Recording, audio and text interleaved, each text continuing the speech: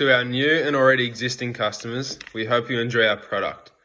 Sticky date pudding ice cream with butterscotch pieces. Hi, I'll provide information to you, necessary information why VB's Angel product, mixed berry sorbet for sensitive teeth, is not an appealing product for its target market, empty nest too. Now, firstly, at a retirement age, it is common for this designated group that they love to enjoy their finer things in life. And ice cream is a proven desire, not a need. However, statistically proven at that age, they are proven to be traditionalist also. As an example, American people over age 55 eat more ice cream than any other age group. If so, and they have this type of dominance towards ice cream, they don't care about the health alternatives as suggested by VB's Angels, what the sorbet brings. However, VB Angels never took into consideration of the type of attitude that the empty nest group possess. Older people seem to have an effective attitude as they are very emotional towards certain things, and one of them emotional traits of being less impulsive. This makes them in full control of their purchasing behavior, and reading in the newspaper does not indicate that they have preferences to purchasing sorbet. This is proven through Oliver Marks that personality can continue to change in middle and old age, but openness to try a new thing gradually stops at the age of 60. VB Angels suggest that convenience and having gum sensitivity is a valid reason, but we believe that they have cognitive dissonance based on their attitude to show resentment to change. Another strong argument is that sorbet proves to not be a motivating factor in the preference of empty nest too. This suggests that sorbet is a healthy alternative to ice cream. However, according to nutritionist Joy McCarthy, sorbets have more sugar than ice cream and can increase blood sugar level. So according to Maslow's theory of safety needs, is sorbet the answer to satisfying these needs, specifically for being healthy, which VB Angels continues to focus on. This point also proves to not be a motivating factor in relation to McGuire's theory. As said previously in this presentation, older people are reluctant to change due to their own traditional preferences and attitudes. This will outweigh impulsive buying of sorbet. Now, there are many decision-making factors that empty nest group may take into consideration against purchasing their sorbet. This decision-making older people VB is non-habitual, as they are focusing on health, whereas the attitude and perception is based off where tradition and habit when it comes to change and purchasing a specific product like ice cream instead. Some elderly are immobile due to physical constraint to go in store, and therefore VB's Angels did not consider this through, which may lead to older people not wanting to purchase their product. Due to their nature of lifestyle and the demographic of being less cared towards their focus on health, when purchasing an item, gum health will not be an impactful alternative in making them decide to have this sorbet.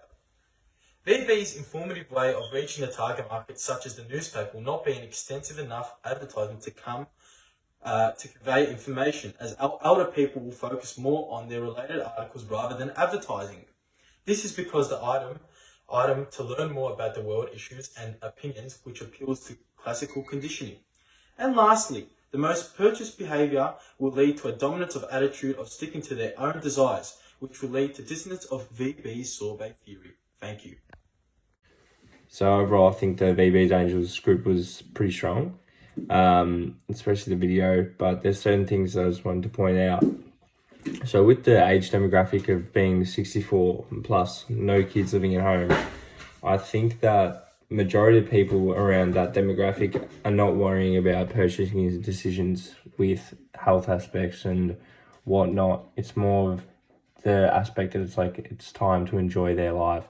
Their kids have moved out, and finally their purchasing decisions are actually going to be around what they want in terms of not getting influenced by what kids want, what their spouses want and whatnot.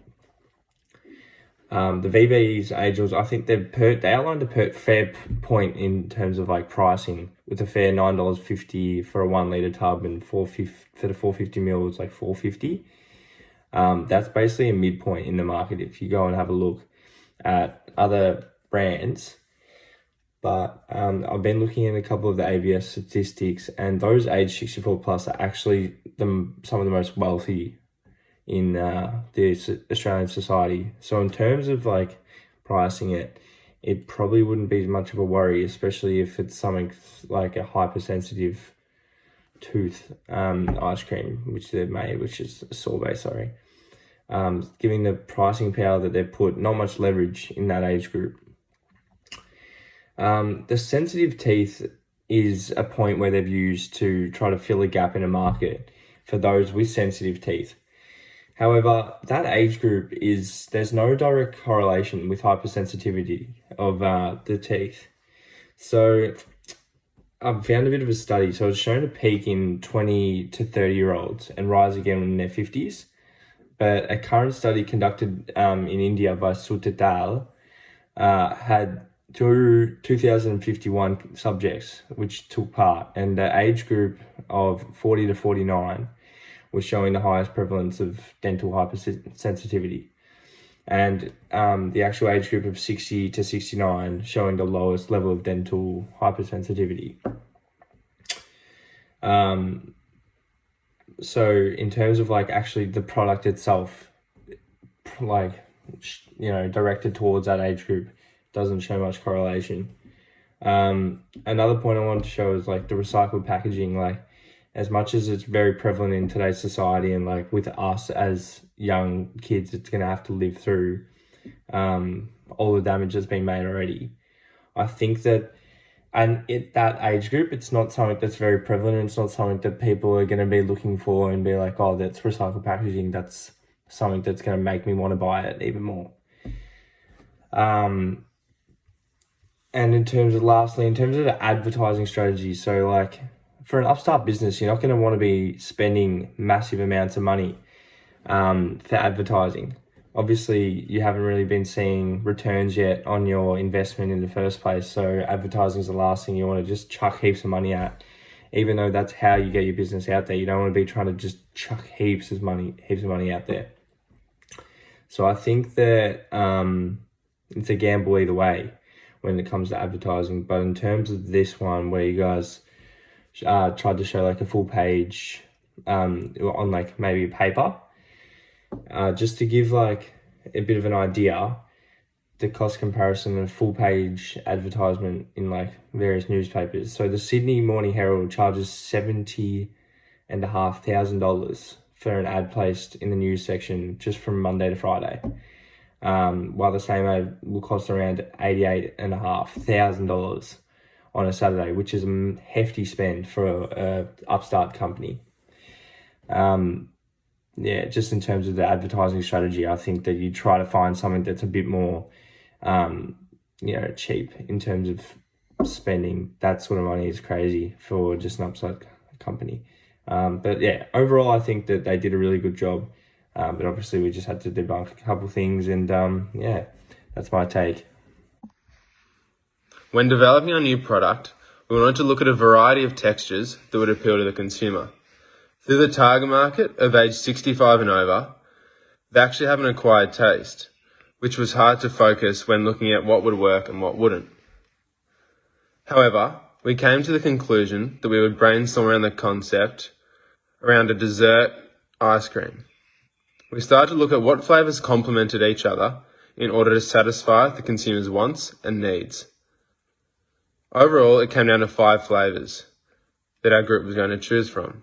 We had apple and butterscotch, almond and date, honey cheesecake, appleberry crumble, and finally, sticky date pudding with butterscotch pieces.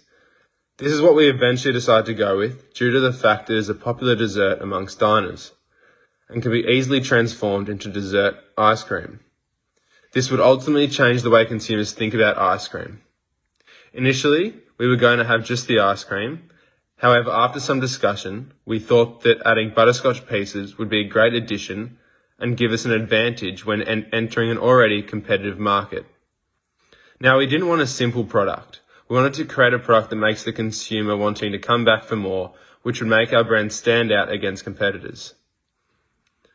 When looking at bringing any product into a market, you need to identify what other brand or business you want to associate with, and what values your business/product abides by. This is where we decided that we wanted to have the same concept as one of the largest ice cream companies in Ben & Jerry's. This is where they have reached worldwide and known for their diverse flavours within the industry. Also, we wanted to focus on recyclable packaging that is easy to dispose of when finished, and trying to find out new ways that allows us to bring our new concepts to the market, but in an eco-friendly manner. When looking at alternative ways we can get our product out into the market, we really wanted to zone in on financial and social risks. This would allow us to really connect with the customer purchasing our products. The idea behind this method is to increase customer satisfaction and ultimately get retained customers to ensure we build a solid repeating customer base, which is where we will find success when trying to spread the word of our product. This in mind, we wanted to ensure our product is easily affordable and can be easily accessible for customers to make sure they aren't spending a lot of time to find our product. Also, on our packaging, we wanted to have our business email that customers can contact to let us know if they didn't enjoy the product and why. This is to get customer feedback that is highly important when bringing a new product into the market. Not only is it good for this, but also it is good for customers experiencing post-purchase distance, which is where they find themselves experiencing some doubts about the product due to the hard choice between different ice cream products. They may also feel this because of the importance of the choice. So this way, we can communicate with our customers, and this will improve our product in the long run and also our relationships with the customer. Overall, our new product, Sticky Date Pudding Ice Cream, will come into the market at a perfect stage, when comfort food is becoming increasingly popular due to the fact that we have found more people spending more time at home, and 65-year-olds are looking for a premium product that they haven't seen before but can enjoy thoroughly. Now, it's highly important that our customers enjoy our product, which is why we have set up multiple avenues that they are able to contact us. Thank you. Our Sticky Date Pudding Ice Cream is now a pioneer within itself in the ice cream industry. And at a time of great creative pause during the COVID-19 pandemic, it really couldn't have come at a better time. According to 75% of empty nesters that completed our survey question of would you like to see Sticky Date Pudding Ice Cream on the Australian market, opted yes, meaning that there is an obvious want and or desire for this product among our target market. And there is an obvious gap in the ice cream market when it comes to classic Australian ice cream flavours. Luckily, we have the flavour to fill that void. Our decision to not target those with sensitive teeth simply came down to the data and stats that Ed has clearly outlined, and we deemed it really wouldn't be a successful marketing ploy as there is actually a small number of people within our target market that actually suffer from sensitive teeth, with the highest prevalence of dental hypersensitivity being within the 40 to 49 age bracket. So we made the call that our customers would be more inclined to opt for a product based on preference and flavour, rather than if it makes their teeth feel uncomfortable. The availability of our product online is also an essential point of sale within the Empty Nest 2 community. Again, 75% of those answered yes when it came to the question, would you want this product online? Which clearly expresses a need for this ice cream to be available online as well as in store. This presumably would be due to the fact that people within our target market may literally be physically unable to go to the supermarket, and they may need a helper and or a child to order their groceries online, which is also again something VB's Angels didn't offer with their sorbet. They clearly stated that it was only available in store, which sends a message to our target market that they are deemed too old to be using technology. According to an article composed by world leaders within the ice cream industry on Kerry.com, there is two key trends that stand out to consumers on consumers' ice cream wish lists: premiumisation and fun flavours.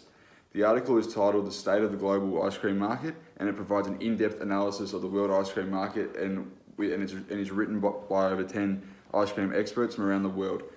The two trends that were previously mentioned were heavily emphasised as the two boxes that must be ticked in order to have a successful ice cream in today's climate.